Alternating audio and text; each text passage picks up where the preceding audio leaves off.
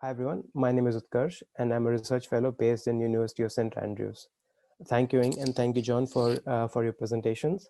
So now I'm going to present the third part of our results, which was carried out at using the Scottish cohort data. I say Scottish cohort, but in reality, for this part of the research, we have used data from TASED N5, which was held at Health Informatics Center at University of Dundee. The reason for us using this two special health board regions is that the data from these two regions are fairly quick to get, and once we move on to next phase, our plan is to use the entire Scottish data. And one thing to note is that it's our data set that we have used in Scotland is slightly different from previous two cohort in CPRD and SAIL. The reason being that we are primarily using secondary care data sets, including maternity, accident and emergency, hospital admission, psychiatry admission, and cancer registry.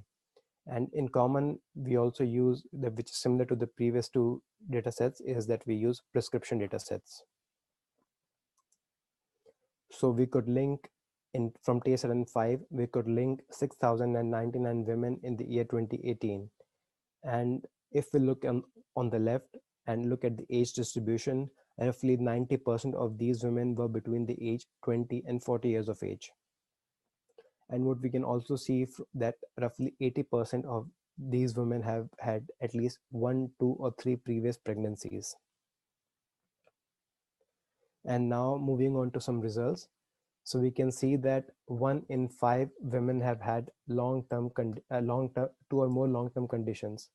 So one thing to notice straight away is that these results are slightly lower than those presented in the previous two presentations. That is, it is 2 in 10. And one of the primary reasons for this being that we are using secondary care datasets, and the previous two datasets have used primary care datasets. And if we look at the active long-term conditions, that means the conditions which were present in the last 12 months, we can say that we also have similar number to overall multimorbidity. That means 1 in 5 women have 2 or more active long-term conditions.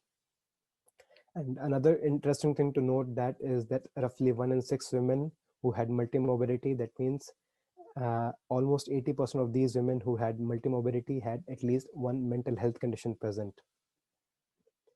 And within these women who had multimorbidity, the multimorbidity increased with their smoking history, obesity, number of pregnancies, and one thing to note that we also found that it increased with deprivation, which was slightly different to the previous two data sets, and it was not observed in the previous two data sets. And this might be due to the fact that we are using secondary care data set.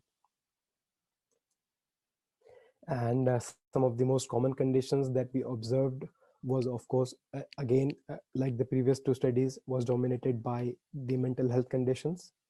And also, additionally, we found that asthma, peptic ulcer disease, allergic rhinitis, and eczema were also some of the most common conditions.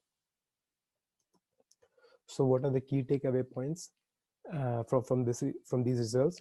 First, that 1 in 5 pregnant women have 2 or more long-term conditions. Second, some of the most common conditions include mental health conditions, gastrointestinal conditions, and asthma. And the third most interesting result that we found from the study was that women from more deprived region might be more affected in comparison to women who are coming from less deprived regions. Thank you everyone for listening.